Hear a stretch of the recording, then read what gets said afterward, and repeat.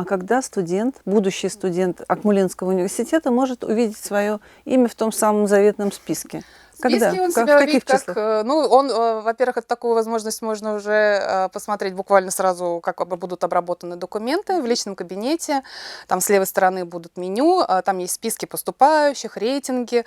Они формируются буквально вот в режиме реального времени, и можно смотреть. Здесь, конечно, главное не устать это смотреть, потому что это завораживает. Нужно смотреть не просто рейтинги, не просто сумма баллов, а в этом году нужно смотреть наличие оригиналов, потому что на бюджетную форму мы будем зачислять по оригиналу, по наличию оригинала.